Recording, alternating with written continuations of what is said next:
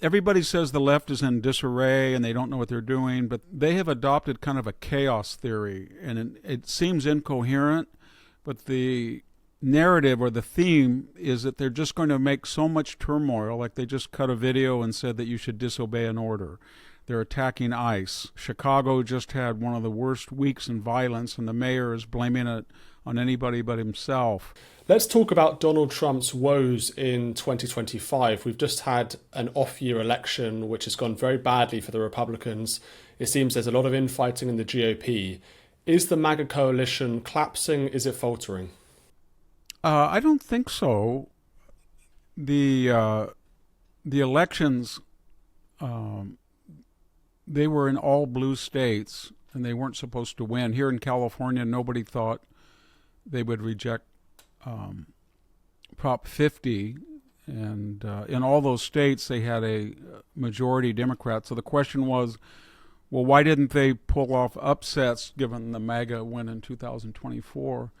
And if you look at the tallies, they didn't get out the vote enough. So that was an off-year election in the sense here in the United States. Off-year elections are midterms when there's not a general presidential, but these weren't even a midterm election. They were special elections. And the Republicans didn't get out the vote. Now, whether that was just a failure on their part or whether it was dissension with Donald Trump, I don't know. His approvals are around, in the reliable polls, are about 43 to 45%. And he's got some defections on the right with Marjorie Taylor Greene and Thomas Massey, a few Congress people, Tucker Carlson, maybe not.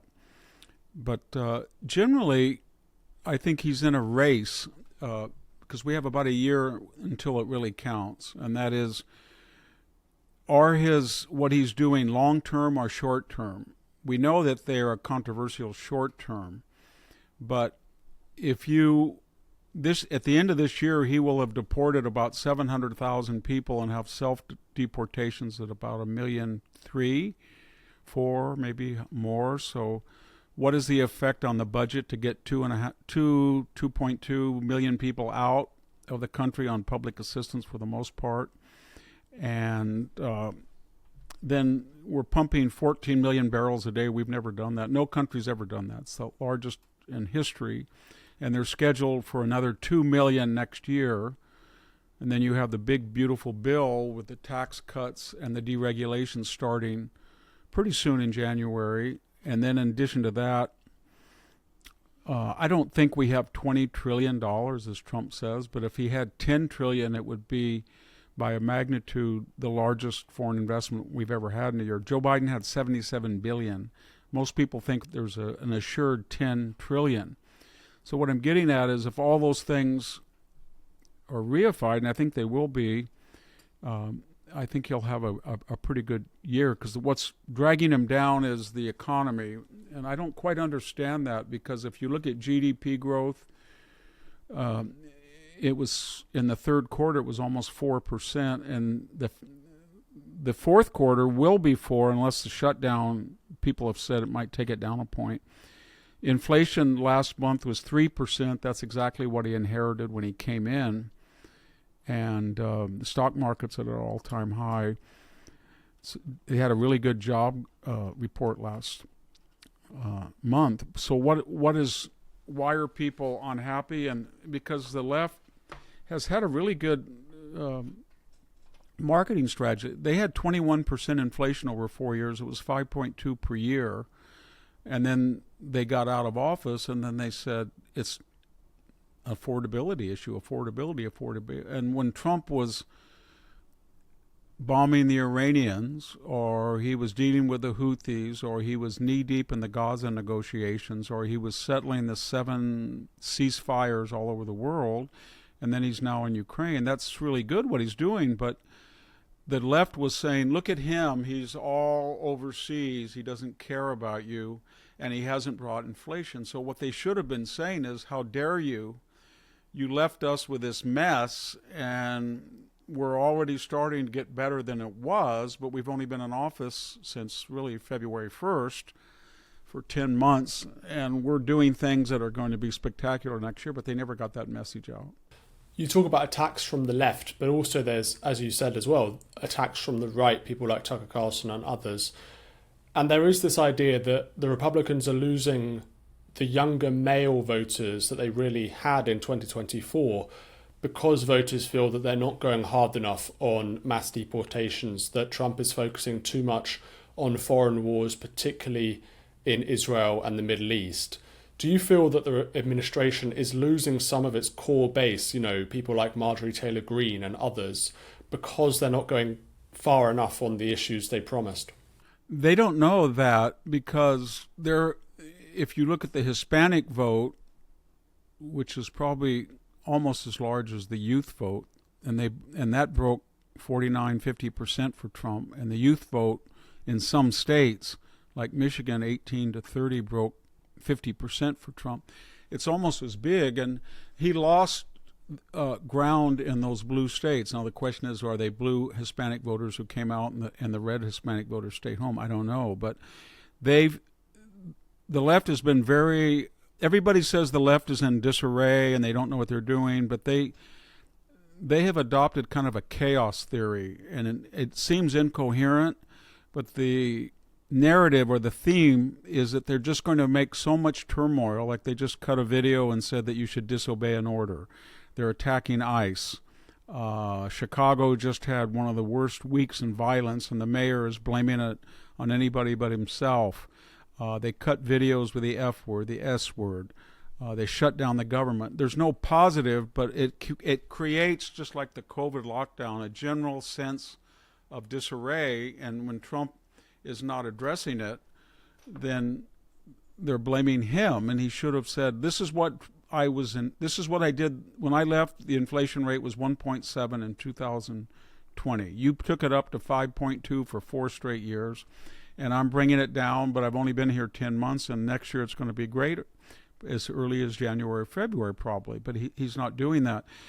I don't know about the young right vote, but it's not just on immigration.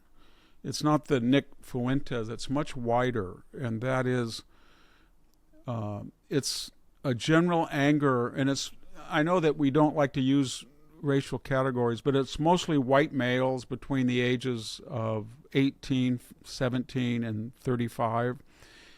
And they're suffering from a prolonged adolescence. They're not getting married. They're not having children. They're not buying a home.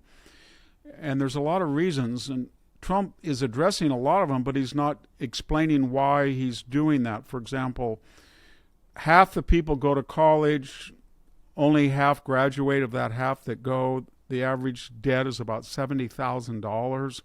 They can't afford it. The degrees are mostly worthless when they get out, environmental studies, sociology, these studies courses.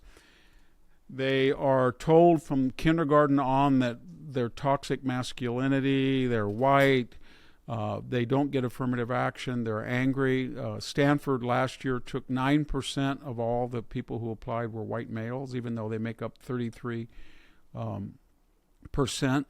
So they're trying to address that, and I'll give you one example. When they came in on January 21st, the military was short 45,000. And the Biden Pentagon said it was because of drugs, obesity, gangs, and competition with private enterprise. And Pete Hegseth said, no, we did some studies, and they're almost all white males. And it's because of DEI, transgendered, and the humiliation in Afghanistan. So if we go back to military readiness, no DEI, and what happened? They almost immediately 50,000 people volunteered, and there's no shortage. So they know the problem, and they've solved it in that one case, and then they need to address inflation. They need to say how DEI is over with for the most part. The transgender stuff is passing. No other president would have just said, if you're a transgendered biological male, you're not going to participate in women's sports.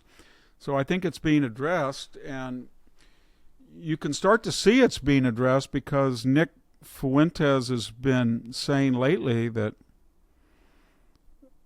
he wants to pivot and make a nationalist socialist populist party. In other words, he is saying that he's going to be like Mondani if Mondani will emphasize race and no immigration, and then he's willing to forego all free market, all that stuff, and go to a neo-socialist. And that shows you that I don't think that he's going to have much appeal. And Marjorie Taylor Greene, I don't think that she quit because she felt Donald Trump's polls were bad and he was bringing her down. She quit because she wanted to run for Senate, and he did not want to endorse her because her polls were not strong enough, and she was going to be primaried.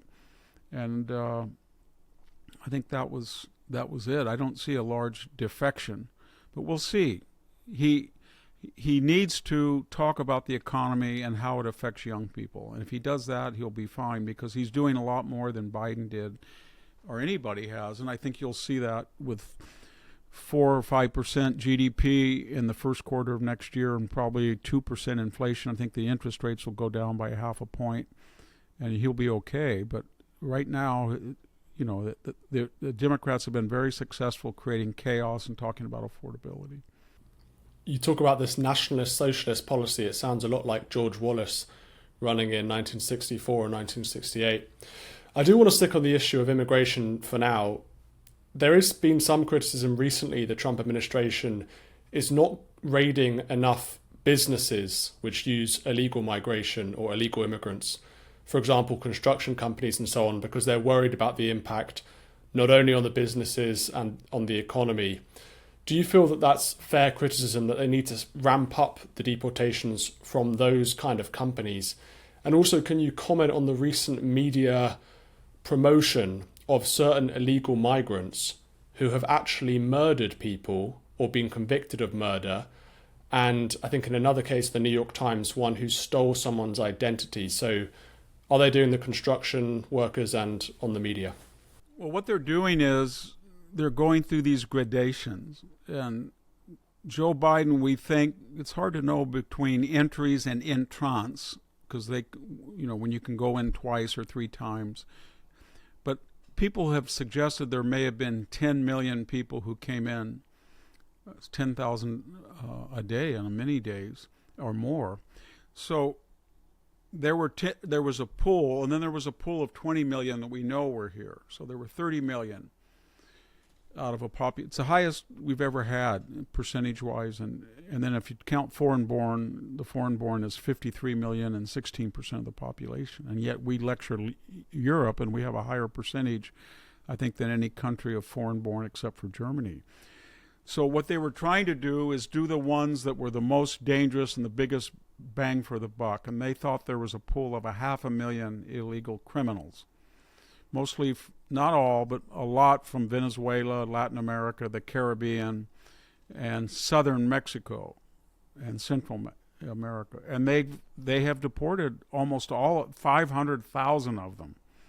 Then they get to the next rubric that they feel will be the easiest, and those are people who have already gone through the system, were issued a deportation order, did not show up at a hearing to appeal or something, and there's a lien on them. And those are about 500,000. And now they're starting in on them. And a lot of them didn't show up because they had committed crimes, even though they weren't known to be a felon. They weren't the hardcore. So that's who they're going after now. People who have already gone through the system, they don't need a warrant. They can just deport them. And a lot of them, like Carolyn Levitt's brother had a girlfriend who had a child, which is her nephew. And years ago, she was ordered out from Brazil. She never went. Now she speaks perfect English. She's not with the press secretary's brother, but my point is that's who they're going after now. People who have already been ordered out and have had some brush with the law. And she had been accused of battery. I don't know if she's ever convicted. And those are getting more. Each time you go down this, it gets more controversial. 20 or 30% are things like, you know there's a felon, or you know there's a person with a deportation warrant. You go to their home and you learn that they're outside Home Depot waiting to get a job. That's everywhere in America. There's 8 or 9 people.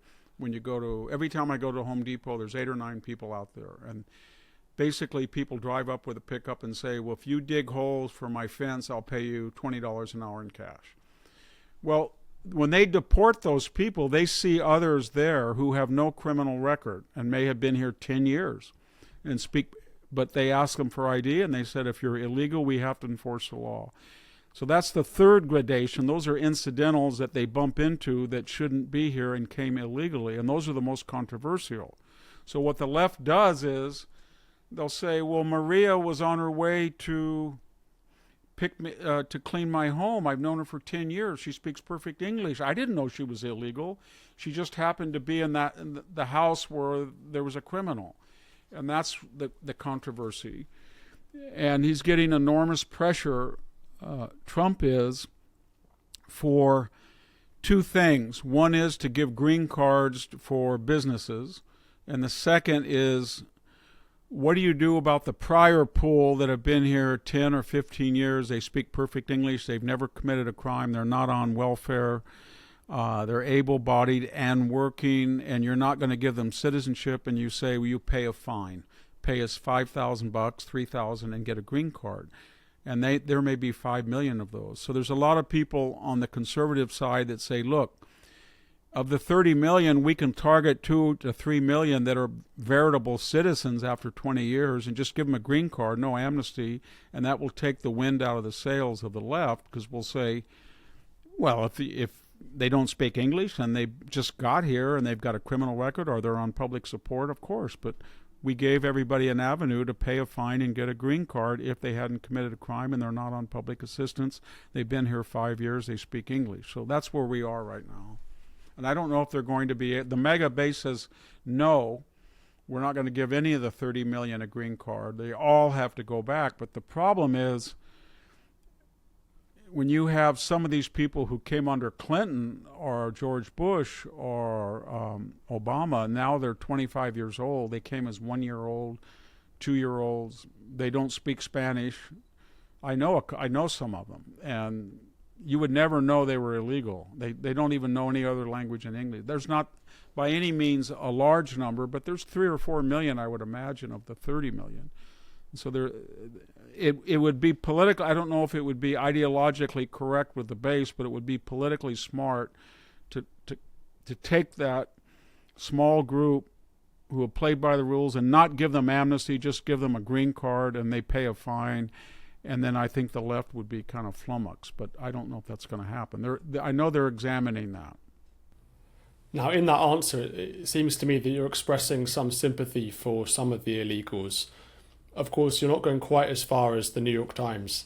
No. And what I mean is this. Yeah. I'll give you an example. I went out to dinner with a police officer, and I went out to dinner with another government official, and I know them really well.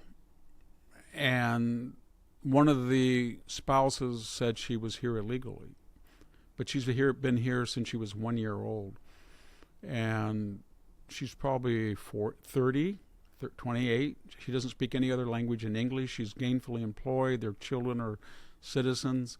I think it was wrong that she didn't get citizenship, but where would you deport her? She doesn't even know anybody in Mexico because she was 1 year old. So is that, I don't know, 5 or 10% of the illegal? I just thinking if you make the argument for that very small subset, then you get more ammunition to deport the people, the 10 or 15 million who came illegally, and they may be working as roofers. They've never committed a crime, but they don't know English. They came, they're illegally working. They have fault. You get rid of them. That was the strategy behind it. But right now, what the left is doing is saying that every single person that Trump deports is that little tiny category. And he's not making the argument that they're not effectively enough. They're not saying that. And Tom Holman will admit that the message is not getting out, that they have deported mostly all people with deportation orders or criminal backgrounds. And I think they have another 2 or 3 million that fit that with the deportation orders. But when they get beyond that, it's going to get more controversial. The left, the polls show that when Trump came into office, everybody said they wanted, 65% wanted no exceptions. And now it's gone like this, down to about 40%. And why is that? The facts haven't changed. It's just the left has said that all the people who are being deported are wonderful people. They're misunderstood. They shouldn't be deported. They had one DUI, something like that. And they're losing that argument, and they're losing the economic argument. And they've got to find out a better way to explain what they're doing. Now, it's not just illegal immigrants that the liberal media and liberals in general, I suppose, have been sympathetic towards, who have criminal backgrounds. So we recently saw this case in Chicago where a gentleman with 72 arrests was freed on bail by this woman judge. What do you make of, and this obviously also links in with that case in Charlotte, what do you make of this so-called suicidal empathy from the left? Is this going to hurt them in the midterms, these kind of stories, if they keep happening? They will, but notice how you described it, this individual, and everybody does describe it that way, but the vast majority, over 50%, comes from, we're talking about inner city young black men. They're 3% of the demographic, and they commit 53 to 54% of violent crimes. And they are the people who fall into the diversity, equity, inclusion category. So when a person lets out someone like DeCarlos Brown in Charlottesville, or the most recent was 76, and the judge or the mayor or the people involved are on the far left, or they are part of the DEI industry, they don't talk about it, but the subtext is they are schooled in critical legal and critical race theory, and they believe that the system under those tenets is created by wealthy white people, wealthy white men, wealthy Christian heterosexual white men who have power. And critical legal theory, if you read what they say and write, it's sort of, well, it's against the law to hit somebody because wealthy white people don't have to hit people because they've stole all the money. Or it's against the law to go into a store and steal a watch because wealthy white men have watches. They don't have to steal. And that critical legal theory is pretty institutionalized at all the law schools and the judges. And that's what's behind it. It's the idea that these people who are let out 76 times or 44 times and prey on people, they themselves are victims, and what they did is not really inherently a criminal act according to critical legal and race theory. It's only a construct, and it's because the laws were created by people who don't need to break them. Let's talk about the DOJ and the dropping of the cases against Letitia James and James Comey. Do you think that the Trump DOJ has a kind of systematic incompetence running through it, running from Pam Bondi down? I mean, how could they get to a situation where these cases were dropped because of the prosecutor's own failings? They came in with the idea that there were people who had committed felonies, and they were right about that. So Donald Trump then would say, Comey should be locked up. He says that all the time. So then these cabinet heads, in the case of Pam Bondi, know that they have to, usually there's kind of a firewall between them, or it's informal, it's not public. So then they have to find a mechanism for going after someone that is legally culpable and exposed. But Donald Trump fired the prior DOJ federal prosecutor, and the law says that there's only a certain number of days that you can bring in an assistant DOJ or an intern, and which she was very good. She got the indictments at a grand jury, which is impossible to do in a blue jurisdiction. But she convinced over 20 citizens that Comey was legally culpable and responsible. But now, then they sued and said she had been there longer than 120 days, so she was not. They didn't say that it had nothing to do with the case. It was a jurisdiction. And that happened because either Pam Bondi couldn't find anybody in the bureaucracy that would go along with that, because they had all been appointed by Biden or earlier Obama.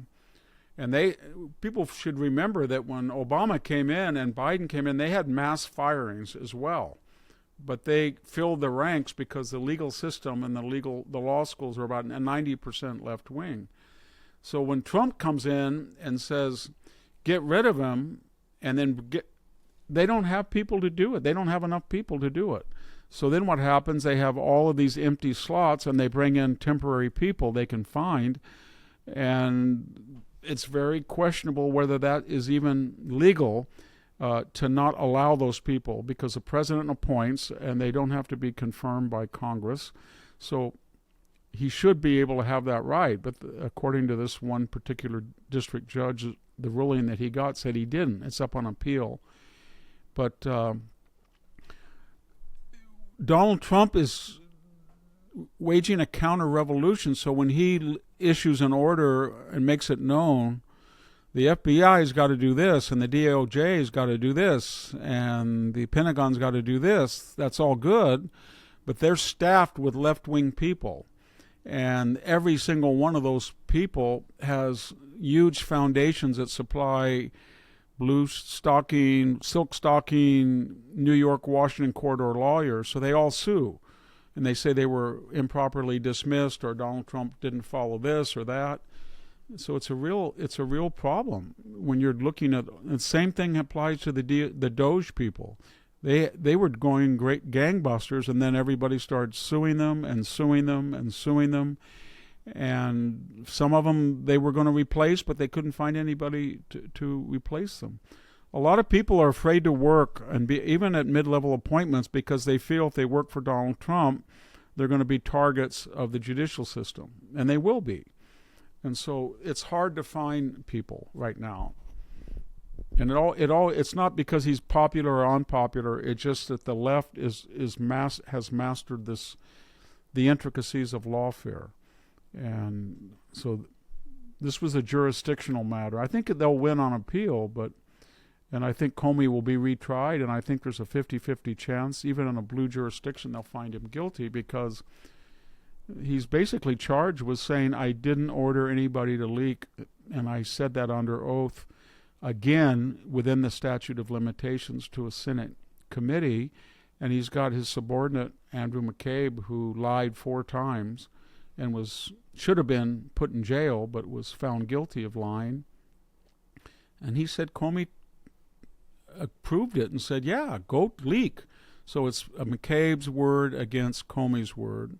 That's why McCabe came out immediately and said that wasn't fair what they did, because they have a conflict between the two of them. And we'll see who. Comey has a lot of legal exposure, and so does Bolton. I have a feeling that Bolton's will not be a matter. It's a different jurisdiction. It won't be a matter of a jurisdictional. But one can't deny the agency or responsibility of people like Pam Bondi to do these things competently. And she has been criticised for not going after those Democrats who people believe have broken the law enough. And with these 2 cases being dropped, there is some questions around her own competency. I know you're blaming, the deep state and other people. And there's also been some pressure recently on Susie Wiles, the chief of staff to the president, and Kash Patel, some rumours about maybe they might be out in the new year. Is there anyone in the Trump cabinet or administration who you're disappointed with, including Pam Bondi, who you think should be removed, who aren't doing an effective job at the moment? I don't know yet, but I do know that when you're going to do these things, you have to have mastery of the judicial system, and you have to know, in your off the top of your head which district judges are left, which are right, which federal prosecutors are left, which are right, what are the techniques. And the problem Trump had is the people who knew that, like Durham, the special prosecutor, or Bill Barr, they were conservative, but they weren't MAGA people. So they looked at all of this, and they got up to a certain point, they were very effective. So Barr very quickly said to Mueller, there is nothing here. And he said, I don't really care whether you announce it, there is. I'm going to preempt you. And he did. So what I'm getting at is the people who know the system are not MAGA people. MAGA people are outsiders. And they're loyal and they want to do stuff, but they're not bureaucrats, and they're not the Washington established. That was the whole Bush area, Bush people, the Cheneys, the McCain people, the Romney people. Not that there's not some really bright people, but if you really want a counter-revolution, you've got to get somebody who wants to take on that whole system. It works better in some places than others. The most criticized is Pete Hegseth, but he's actually done he's the most effective, because in the Pentagon there is sort of a chain of command, and there are more conservative generals and admirals than there are bureaucrats. They're very angry the way they were treated under Biden. So when he comes in, he's already restored, as I said, the recruitment. He's now going after these people who gave this, what was probably an illegal order, and to tell people to disobey a order that violates, I think, Article 88, 90, and 92 of the Uniform Code of Military Justice. And he's also bucking. He's not going to just buy weapons from Lockheed, General Dynamics, Raytheon, Northrop. He's ordering 1 million drones. So he's trying to get smaller startup companies, quantity over quality. He's doing a lot, but and so is Doug Burkham in the Interior, the Secretary of Energy, Secretary of Agriculture. You're really talking about the legal system, and that is, I don't know the degree that Pam Bondi and Kash Patel, they have the hardest problem because they're dealing with the legal system. Burgham's dealing with a lot of brilliant people who want to pump gas and oil, and he calls up and says, how many barrels can be fracked there, and what's the ANWR like in Alaska, and bam, bam, bam. And so, same thing with Lee Zeldin, but when you're dealing with lawyers and DOJ, it's staffed with leftists. And I don't know if you need more people. I think Trump said, I don't want somebody who's experienced. We had Bill Barr, and we had Jeff Sessions, and we had Durham, and we get people that they're so experienced that after a case they have cocktails with the left, and that's all one brotherhood. So I want somebody, that was the Matt Gaetz idea, to burn it down. But those people have to have the skills and the experience, so it's kind of a paradox. If you get somebody like that, they may be not so MAGA. If they're really MAGA, they may not have those experience. And the people that don't really want, they know what the left will do to them. The left will, I'll give you one example very quickly. One of the best Washington lawyers was Cleta.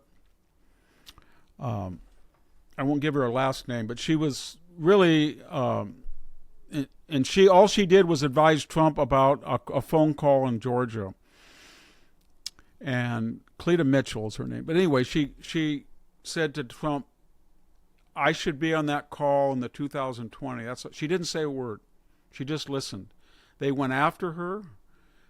The January 6th committee brought her in. They told her law firm that if they kept her, they would have no business with them. And she lost her corporate job. She probably spent it's been written up, $250,000, $500,000. And what did they find? Nothing. She was a consummate professional. Who would ever want to do that again? And that was by intent. That's what the left does. So it's a very complex issue. It wasn't just these cases against Letitia James and James Comey that were recently dropped. Obviously today, Donald Trump's case in Georgia fell through. How significant is this moment for Trump's legal woes? Well, if you look at it piece by piece, if you start, the Jack Smith is over with, the federal indictments, that's done with. And then, so the second one is Alvin Bragg. He was the only one in a criminal conviction, but that's going to be appealed, and I think that's going to be overturned. He just took a federal law and he created a new law and said, well, the feds won't prosecute Donald Trump, but I think a non-disclosure form is a campaign contribution he didn't report. And I think that'll be overturned. Georgia, Fani Willis was removed. Racketeering for calling up. Basically, that was what all candidates do. When there's a close election, they call the register and they say, come on now, I know there's still votes in Detroit. Have you looked? And that's what Donald Trump did. He didn't say create 10,000 votes. He said, I know they're there somewhere. So I don't think her replacement, so that's three of them. The Letitia James was a $500 million with interest fine. That's going to be reduced, and I think that will be overturned on appeal.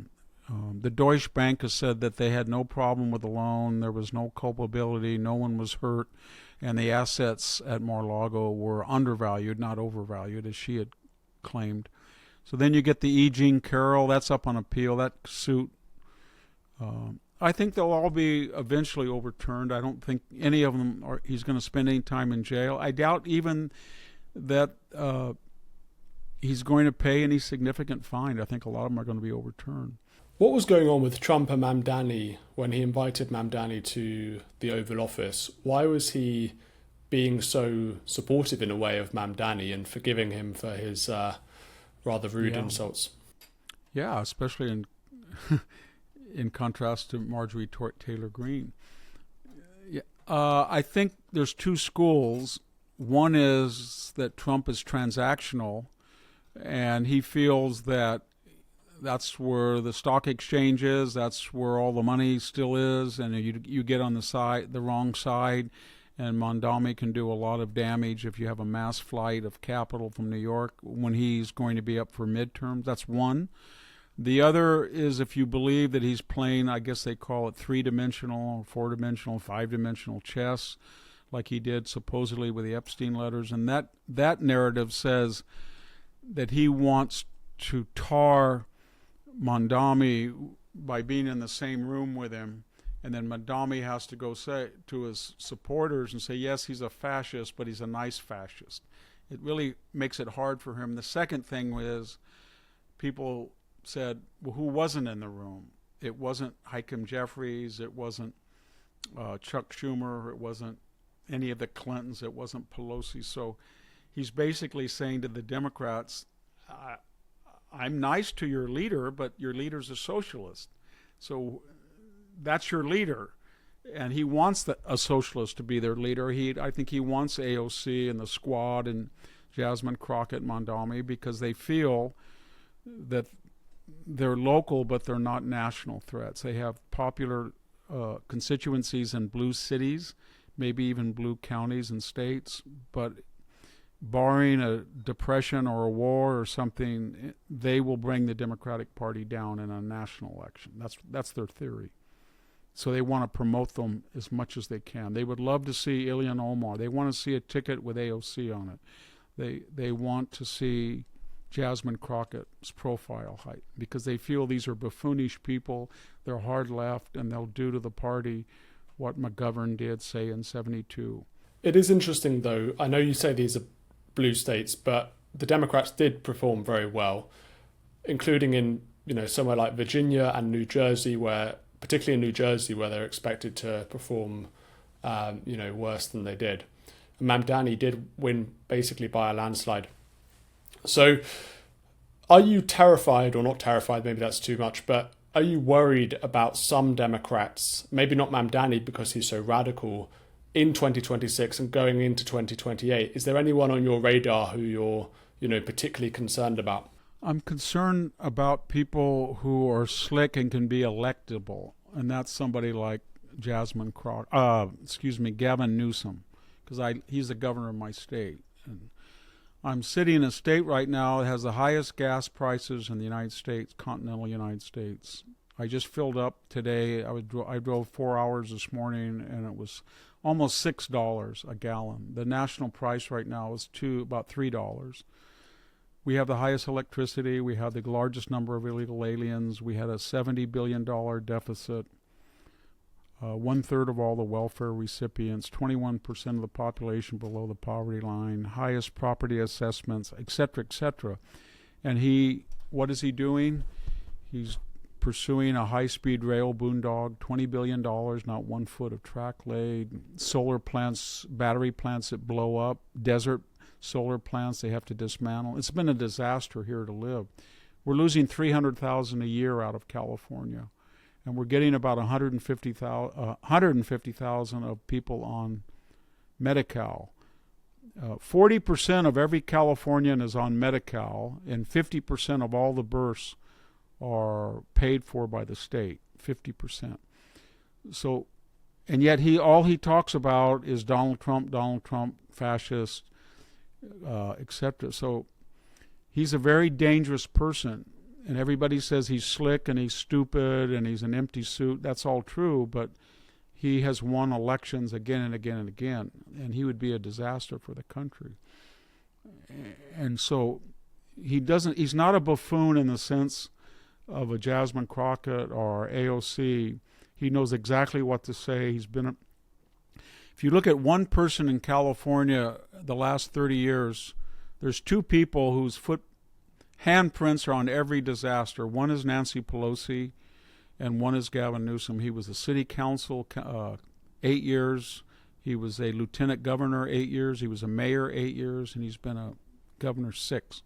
So, you got 30 years he was in control of the Bay Area or the state, and he did a lot of damage, and he will do a lot. He'll do to the United States what he did to California. Okay, talking about California, I mentioned George Wallace earlier in the interview, and George Wallace was running against Richard Nixon. And I just wondered whether, with all these debates around Fuentes, you mentioned Nick Fuentes earlier, foreign policy and so on, do you think that the president is getting too distracted by foreign policy, perhaps like some people accuse Richard Nixon of doing by meeting with Chairman Mao and so on and talking about, opening up with China? Do you feel Trump is going too much down this foreign policy route? We're looking at Ukraine, Russia now at the moment. Foreign policy triumphs are usually, they cement a president's reputation in the second term after the midterms, the last 2 years. That's what Obama did. Obama was very unpopular, remember, in 2000. He was reelected in 2012. And he bled seats in 2012 and 14, especially 14. But what did he do the last 2 years? He just golfed and he talked about foreign policy. He didn't do very well, but he went out with about 52% approval. He had been down to 37. So my point, and look at George H.W. Bush, 1991, he was the first term. He won the Gulf War. It was the 4-day war. His approval ratings were 91%. Everybody said he's a shoo-in. He lost the election a year when he had a mild recession that he ignored. And he said, read my lips, no new taxes. He raised taxes. And Bill Clinton said it was worse than the Great Depression. Same thing with George W. Bush. He got reelected, but he was destroyed by Iraq. And, he wanted to privatize Social Security. That was crazy to do that. So what I'm getting at is flashy stuff sounds good, but until you are at the last where you can't be hurt, the last 2 years of your second term, it's much wiser to look at the domestic, not even the cultural, the economic. And I don't understand it because you're starting to see even the Wall Street Journal, who despises Donald Trump, at least the news division, and had said in March we were going to have a stock market collapse, a recession, higher interest rates, and now all the articles in there are, we were wrong about the tariffs. They did not cause a lot of, we're going to get $10 trillion in foreign investment. The economy's booming. And so if they can say that, I don't know why he doesn't. But I think, he wants a Nobel Prize. He wants to say that he saved millions of lives in Ukraine, and that's fine, and that will help him, his legacy. But if he doesn't pivot and concentrate on the economy, he's going to lose the House. And if he loses the House, he has about 1 week after they're sworn in, and he'll be impeached, and they will subpoena. They'll have control of the subpoena power. They will subpoena every relative, his children, every associate, and say, did you sell Trump watches? Are you into crypto? And it'll be like Hunter Biden on steroids if they win the House. So, got to watch that. All these debates around foreign policy, particularly, again, I hate mentioning the name endlessly, but Nick Fuentes, Tucker, and all of this stuff. Some people think this is all really about J.D. Vance and J.D. becoming the presidential nomination or nominee in 2028 and his views on Israel, because it seems, and we don't know for sure, that J.D. is more skeptical of, say, Israel than Mike Huckabee and all these Christian Zionists and so on. Do you feel that these debates, this infighting and so on, is all around stopping J.D. Vance or trying to change his views on foreign policy? It's hard to know. I mean, I'm not just trying to evade the question. I'll give you an example why it's hard to know. So Nick Fuentes was considered a crank, and he didn't have a platform until Tucker put him on a platform, and nobody knew who he was. And then he got this huge exposure. But if you look, I looked at 10 hours of him. I wanted to know who he was. And, when he says that J.D. Vance married a J-E-E-T, a Jeet, and then he made fun of his children and their names, and yet Tucker's son works for J.D. on his staff. So if you really wanted to get on the wrong side if you wanted to get on the right side of J.D., it seems like you would have your son working for him. But if you wanted to get on the wrong side of him, you would give a national platform who called his wife smeared his wife with a racial slur and smeared his own children by their names. So I don't know what is going on, but if you mean, I don't know whether you mean in a primary fight, the only candidate that seems to be mentioned is Marco Rubio. When you look at the polls, and JD at this point is way ahead, and Rubio hasn't even said he would like to run. So then maybe you're talking about the heart and mind of what JD would do. And it is true that it's not so much Israel, but remember how he dressed down Zelensky. We're going to solve the problems in the United States first and then foreign policy later. And he's been the most critical of the Europeans. So I don't know, but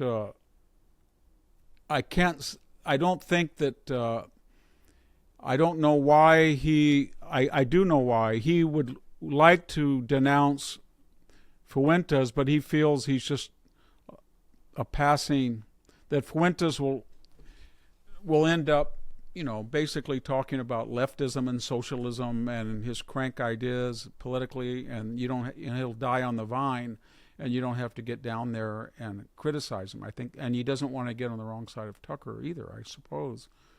But of all the people in the MAGA movement that are elected officials, I think J.D. Vance has a reputation of being the most MAGA purist. How's that? So I suspect that Fuentes has a huge, huge audience. I mean, I know you can see he has millions of people watching him. Whether they take him seriously or not is another thing. He's very entertaining, obviously. He's very funny. But that doesn't necessarily mean that, they view him as their political odyssey or, oracle or something like that. So that's one point. The second point I wanted to ask about was the comparison with the Birchers, the comparison with the 60s, with William F. Buckley in the 50s, and all these people saying Eisenhower's a communist and so on. Do you see a comparison there? Should someone like Vance or even you and others try and gatekeep these people out of the mainstream, or should you engage with them seriously and talk about their genuine concerns, even if they hold very radical beliefs, even anti-Semitic beliefs, for example? Well, I went and looked at some of Buckley's most controversial interviews, and he would take the position you should give them a platform. And on the right, he did debate George Wallace. And on the left, he debated a convicted murderer, Huey Newton, and a person who's also accused of murder. I think he got off on a technicality, but he was a convicted rapist. They were both founders of the Black Panther, Huey Newton and Eldridge Cleaver. He had the eugenicist William Shockley on there as well. And I watched those debates. They were very different than Tucker's. The point of his debate was to give them a platform, and then supposedly, because he was the expert interviewer, had done this hundreds of times, that he would demolish them and cross-examine them. But I don't think it necessarily worked out that way. When he had Wallace on there, Wallace turned his back, so to speak, to Buckley. They were supposed to be looking at each other. He looked at the camera, and when Buckley said things like, well, you are a racist, you don't let black people vote, he would say, I got 180,000 black people voted for me. How many black people that voted for you when you ran? In other words, he could never pin Wallace down because Wallace was one of the most effective, articulate demagogues you'd ever seen. And so it's kind of like you bring on a cobra and you better be very careful. So Tucker didn't cross-examine Fuentes, and he didn't understand what Fuentes was on there for, I think. Fuentes was on there not to talk about how wonderful, he did mention Stalin, but he said in the past all this sick stuff, and there was no all this stuff, but they come on and they act like moderates, so to speak. And they're very funny and they're very well spoken. So you have to be at the top of your game. If you're not, they're going to get a big platform. And Tucker gave him a platform and did not cross-examine him.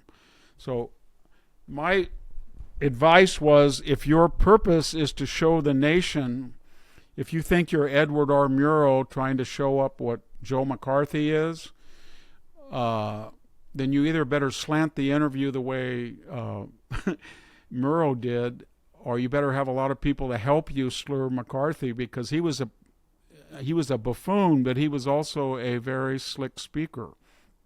And the thing about Fuentes, he is popular, but he's not popular in the sense that this is my agenda and I would like you to follow it. It's, you've all been screwed by the system, and here's what these horrible people have done to you, and I'm saying things about them that no one else will ever say. I'll use the N-word. I'll call women bitches. I'll do all of this, and that serves young men as a vet. You know what I mean? It's just like, I want to turn him on and just get it all out of my system, but they don't really. I don't think they adhere to most of the stuff that he's talking about. I know a lot of young kids at Stanford that are, they will tell you that a lot of people at Stanford University listen to him, 200 or 300 of them. And they're men that, he hits these topics. He's a very demagogic genius. And so he will tell a young man, hey, and it's true. He says, we live in the sluttiest world you can imagine. You turn on the internet, and women are half dressed, and they take their clothes off. Nobody says anything. You go to campus, everybody looks like a blank blank. However, if you have blank blank with them, the next day, if you don't call them up and say you're going to marry them, all of a sudden it's the Victorian age and you're a rapist. Well, there's elements of truth to that. But the way he says it is so exaggerated and funny that they want to hear that, because that's happened to them, or they're afraid to. And that's how he operates. He takes an element of truth and he makes it the truth, And he's got a lot more rhetorical skills than the people who interview him. And that's why he's a cobra. He's very dangerous. If you want to take him on, you can't just say he's a 27-year-old crank. And Buckley put himself up to it. And the more that I looked at all of the controversial people that he interviewed, I'm not sure that he really won all of those interviews. I really don't. I think Eldridge Cleaver came off, he was a murderer and a Black Panther racist, and he came off sort of reasonable. That wasn't the real Eldridge Cleaver, but Buckley made him into that person by giving him that platform. What about Buckley's relationship with Pat Buchanan? I know that just like with the Birches, to begin with, Buckley was actually had some close ties with Buchanan, and they worked together when Buchanan was advising various presidents, and I know they had a close relationship. And then Buckley, later in his life, decided to write a very long essay describing Pat Buchanan as an anti-Semite. What do you make of Pat Buchanan's legacy? Now, I suspect, or I think I know, that you disagree with Pat Buchanan on lots of things, particularly his historical interpretation of the Second World War and the First World War. A lot of people are trying to claim Pat Buchanan's legacy and seeing him as a kind of prophet in the 1990s, ahead of MAGA, ahead of the so-called isolationism, anti-free trade policies of Trump and so on. What do you think of Pat Buchanan and his political and philosophical legacy today? If you don't discuss the Israel-Jewish thing and the historic revisionism, and I'll mention that in a second, and you look at what he was saying, say, when he ran in the primaries against George H.W. Bush, he won New Hampshire that year in 88, and he ran again in 92. And what he was saying was, we're a republic, not an empire. We're spending all of this money overseas in NATO, first Gulf War. Later he said that in 92 about the first Gulf War. And globalization, all these bi-coastal elites are getting wealthy overseas. This was when China was just starting to open up, and we're hollowing out the Rust Belt. All of that was prescient. There were 3 or 4 founders, really intellectual fathers of the MAGA movement. He was one. Ron Paul was the other one. I think you could say that Ron Paul was one. He was one.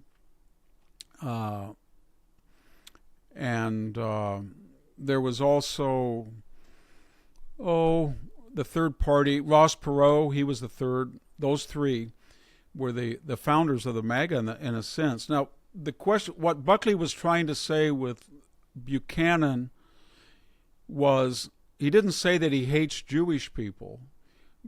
He knew Jewish people. He was very friendly. There was no evidence that he had ever been rude or prejudicial to a Jewish person. But what he was saying, Buckley, was, as I remember that 40,000-word essay, he's selective. And what I mean about people today, so take 2 or 3 issues. Occupied land. Israel should get back. Why don't they do it? Well, I mean, Turkey has occupied northern Cyprus since 1974, and it's an ally. And they say, well, it's not an ally. Well, actually, if you look at the transfers and the weapons, we don't store nuclear weapons in Israel. We have 50 bombs in Turkey, and yet they have occupied northern Cyprus for almost a half century, and they're not going to leave. And they ethnically cleanse. Or if you look at, you'll say genocide, but the same people who say Israel genocide, they never talk about the Nigerians. 160,000 Christians have been butchered, or the Armenians that were ethnically cleansed just recently from Azerbaijan. And I could go on, but so the point Buckley was saying, if you want to say that they occupy land, or if you want to say they commit genocide, why do you only talk about them and you don't talk about all of the more egregious examples? He was using the argument at the time of resolution. There was a resolution in the 80s that said that Zionism was racism at the UN, and it passed by 70%. And Buckley was saying, have you looked at what the Chinese are doing to people in Africa? Have you looked at what people are doing in Latin America to indigenous people? Are you looking and why do you just focus on the Jews? That was the argument. And Buchanan really never answered that. He tried to say it was foreign aid, and people said, well, the NATO budget's much bigger. And even today, when everybody says, well, we're giving $3 billion a year, but we just signed $177 billion total package for Ukraine, it dwarfs what we're giving Israel. And then if you take the realist argument, you just say, forget whoever they are. Hezbollah had killed more Americans than Al-Qaeda had. If you look at the shaped charges in Iraq and the Marines barracks that blew up, isn't it good that somebody took care of them? That kind of argument. Or we had a missile defense system starting in Eastern Europe that Obama got rid of in 2012 with that hot mic phone with Medvedev, the Russian president at the time. But that wasn't aimed at Russia. The idea was that the Europeans came to us and said, we're afraid that Iran has a missile now. So we said, we'll make so we had our own reasons not for them to be nuclear, is what I'm trying to say. And when you go in and bomb for 30 minutes, and Tucker says it's going to cause World War III, and you go in for 30 minutes, you get out, it was because they had no air defenses because the Israelis took it out. So if you were a realist, you would just say, they're very useful. They're not like Ukraine that, they have a coalition government. They don't have just a guy who doesn't stand up for election. And we can tell them to cease fire. They do cease fire. Ukraine, we never tell them to cease fire. We never lecture Ukraine about collateral damage. We lecture the Israelis. So actually, we're more critical of Israel than we are of our other allies. At least I think empirically you could argue that, especially the Netanyahu government. He gets a lot more criticism than Zelensky does. And yet he was elected and he has a coalition government. And just very briefly on the revisionism, was there something you want to say about that? Yeah. On World War II, yeah, I don't quite understand. The revisionism, as I see it, is on two issues very quickly. The first is they are claiming that when Hitler invaded Poland, they should have let Hitler take it. And barring that, after Hitler took France and the Low Countries and had allied the fascist Eastern Europeans and neutral Portugal and Spain, that the whole continent was already over with, so they should have stopped there. Well, the problem was Hitler was not content at that point to stop. And they think he would have there were things in the process, the Buchanan or the Darrell Cooper view is the turmoil of war created the Holocaust, and all. That's not true.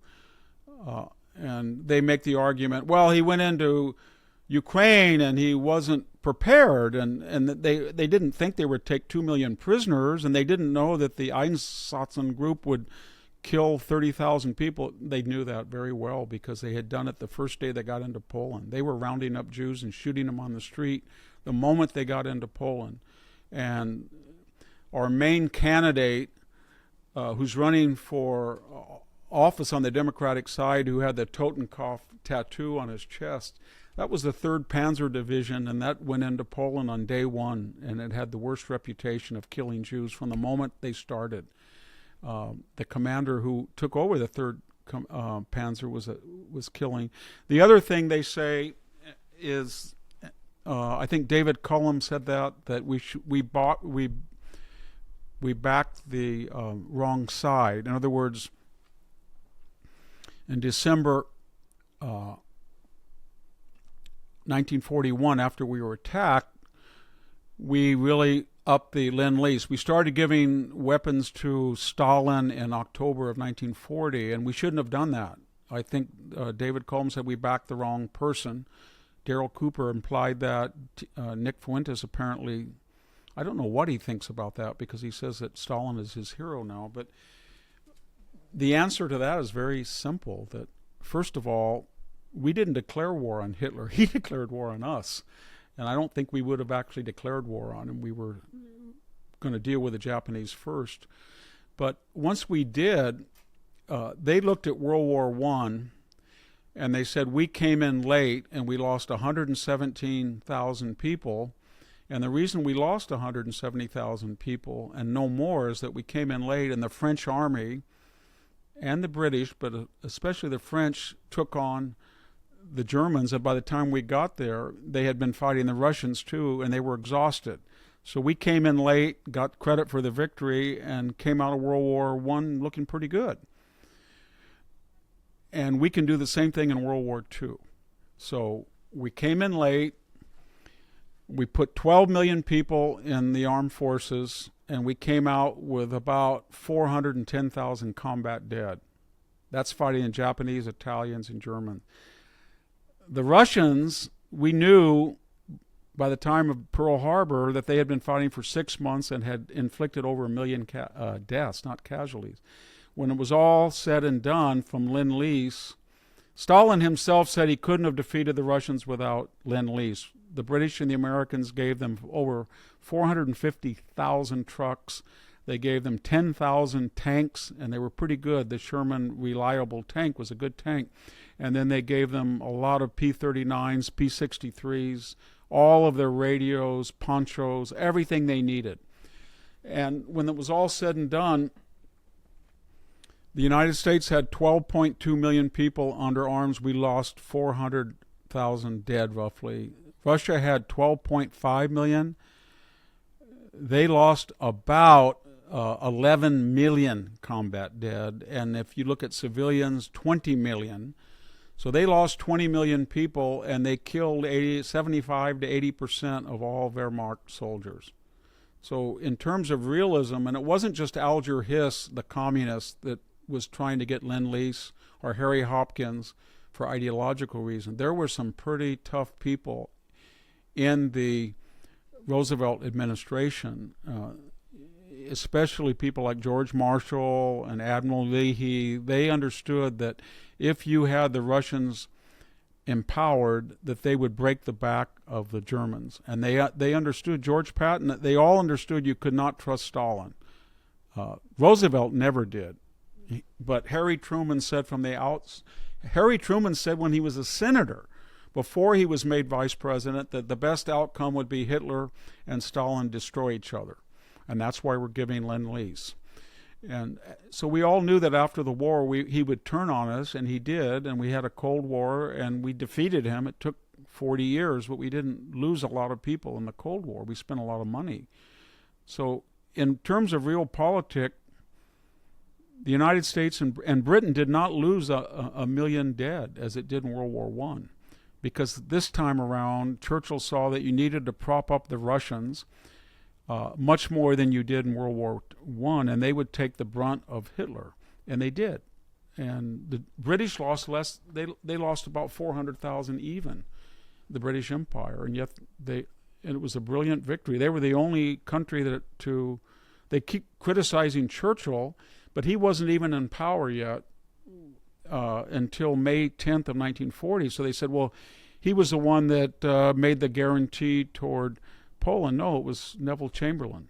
And then they said, well, then he demonized Neville Chamberlain. He never demonized. He put Neville Chamberlain into his cabinet. And he felt after Neville Chamberlain died, he spoke highly of Chamberlain. The person he hated was Stanley Baldwin, because he said he didn't continue with the Spitfire production in the way he could have. But so a lot of their facts are wrong, and when it was all said and done, Churchill could say, I fought the first day of the war, and I fought the last day of the war. The British did, and the British were the only power that did that on the Allied side. We fought the war longer than anybody, and of the Allied powers, we lost the fewest in combat. And when it was over, the point was we destroyed fascism and Hitler at a very minimal cost compared to our allies this time and compared to us the first time when we fought the Germans. And that was because of his, cynicism and arming Stalin. But I don't know why they don't see that. I think they want to say that Russia was good, or that Roosevelt. I don't understand the revisionism. Let me put some counterpoints if you have time, because you've tempted me. Number one, Buchanan says that Hitler wanted Danzig, which was a German city Obviously, the Nazi Party, very popular in Danzig, now Gdansk, Polish city.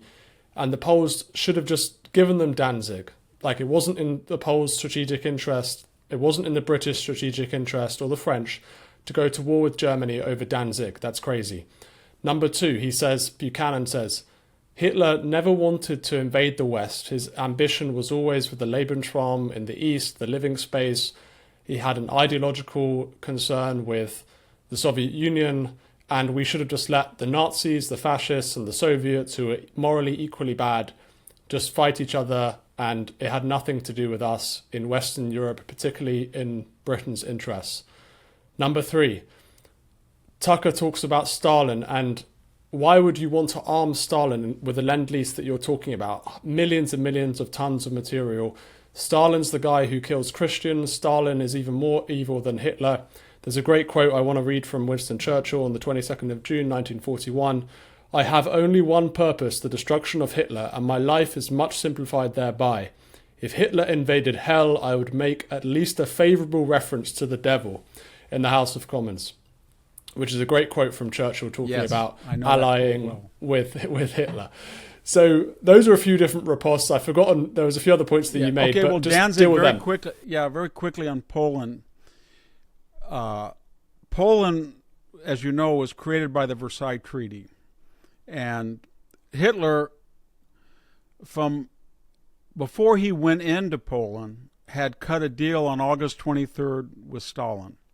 He didn't think, by the way, that the British would really go to war with him. He felt that that was all a bluff. And the funny thing was, as you know, after the Munich Agreement, everybody thought that Hitler had taken, that Chamberlain had given peace and that Hitler was pacified. Hitler was angry at that. He said about Chamberlain, you know that quote, if I see that man again with his stupid umbrella, I'm going to jump up on top of him, because he felt that he had stopped war. So he said, I didn't get all of what I wanted, and now I'm committed to this peace. And he was determined to break it. And as he broke everything, he broke on the Anschluss. He said he wasn't going to have the Anschluss. He said the Saarland was going to be negotiated. That was a plebiscite. He did that. He knew about the Czechoslovakia. He was going to go into Poland. On August 23rd, he cut a deal with Stalin. And basically he said to Stalin, you invade from the east and I will invade from the west. And Stalin said, I'm busy in Mongolia, but I'll come late. And that was kind of Stalin's way of screwing Hitler over. But that was Western. It's not Poland we're talking today. It's Western Ukraine. So Stalin took all of Western Ukraine, which is Ukraine today, and Hitler got the rest, and they destroyed Poland. So that was predetermined before the war started, that he was going to destroy Poland. He'd said it again and again, that it was a bastard country.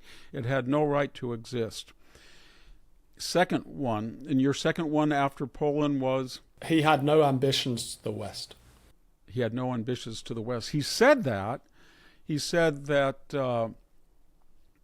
that he had, if you read Mein Kampf, that the more lucrative place was in the East. But he didn't say that because he liked Britain or Churchill. Everybody thinks he did. After the war was over, almost over, in his table talk, we have those transcripts of his dinner conversations, most of them. He said if he had won the war, he would have executed Roosevelt and Churchill, but he would have let Stalin live because he respected Stalin, and he did not respect Churchill. And he said that we have to go into Russia because Dönitz and Raeder have sold me a bill of goods. They said that they had this huge U-boat fleet and they were going to build this surface fleet, and they didn't. We cannot challenge the British Navy. We'll never be able to invade England. And more importantly, they're blockading us. So the only way that we're going to be able to get this complete European continental is to take European Russia. He didn't want to go all the way to the Pacific. He just wanted to go up to the Moscow, Leningrad, and the Crimea originally. And he said, that is all I need. We had it at the end of World War I. We had 50 million people and 1 million square miles under Brest-Litovsk. We almost did it. We're going to do that again, a little bit more. And that way the British will never be able to blockade us because we'll get all the oil and grain on land. And then he said, I can't take Britain. And when they stopped it, when France fell and they stopped at Dunkirk, i.e. the German panzers, and Goering said, I can bomb them for 3 days. Don't worry, I'll eliminate. And he couldn't do any of that. And Hitler and his generals said, this Supermarine Spitfire is as good, if not better, than the Bf-109, and they're making 400 a month. You'll never be able to do this. And they quoted that famous thing from Admiral Jervis about Napoleon when Wellington and people said, will he invade? And they said, sir, I don't know if he's going to invade, but he will not invade by sea. And the British said the same thing. We don't know whether Hitler's sea line is going to work, but I can guarantee you he will not invade. But he couldn't, and he knew that. So then he went east. And why did he go east? That's the big question. Everybody said, well, he went because of Mein Kampf, yes. Because he hated Bolsheviks, yes. He wanted to get his hands on Jews, yes. But what he said he went, if you look at the transcripts, what he said and what people said he said, if I take the Soviet Union, I can defeat Britain because its blockade will never work and the United States will never go. This was in June of 41. The United States will never get in the war. They're isolated, and Britain and its empire, I may let them have the empire, but they will never be able to touch me. And eventually, and people said, you're going to invade Russia to do what you couldn't to Britain that way. So I think that was the reason, one of the main reasons he went in there. And as far as the offer in 1940, I have no problem with the British people. He said that's after pretty much all of the EU was in his hands, all of it, and Britain was not going to allow that to happen, to stay there. Third one was Stalin's killing Christians. How dare we ally with him? Yes, well, that was a very debated point. And as I said, Harry Truman, who was on a Senate Oversight Committee, among a lot of, wasn't just Charles Lindbergh and the other people, they were very angry about arming somebody that they knew about the Great Famine, they knew about the show trials, they knew about the purges, and yet, not to say that there were a lot of communists, there were a lot of communists in the State Department that had some role, but again, that was realpolitik, and it was sort of what Donald Rumsfeld said about the Iran-Iraq war. He said we should arm, and I think we did secretly, we should arm Saddam Hussein just enough to kill Iranians, and then when the Iranians are on the ropes, we can have Iran-Contra. He said that post facto, but we sold missiles secretly, and I think Henry Kissinger then chimed in. It's too bad they both can't lose. So that was the idea originally, that we were going to keep out of it. You got to remember, we gave Lend-Lease before Pearl Harbor. It wasn't because we were in the war, and it wasn't just because Hitler declared on. The idea was the British came to us and said, we're going to do Lend-Lease. You helped us with Lend-Lease. This was October of 1940. Can we have help from you because the Russians will destroy the Wehrmacht? And they had, it turned out to be very prescient. They had 260 divisions. If the Soviet Union had fallen, and it would have fallen, I think, without Lend-Lease, I'd say the British and the Americans would have lost 2 or 3 million soldiers. Easy. I don't see how that they would have been 250 divisions instead of 90 on D-Day. And there would have been, talk about 88 millimeter flak guns or 150. He denuded the air defenses of Germany to use what would have been flak guns as tank killers on the Eastern Front because of the T-34 and the Stalin tank. So they really stripped, and as far as the air power, about 75% of the Luftwaffe was involved on the Eastern Front. And I don't know what we would have done without the Russians killing 75% of our enemies. Okay, Victor, thank you again. Yes. Brilliant interview. We did it. Okay.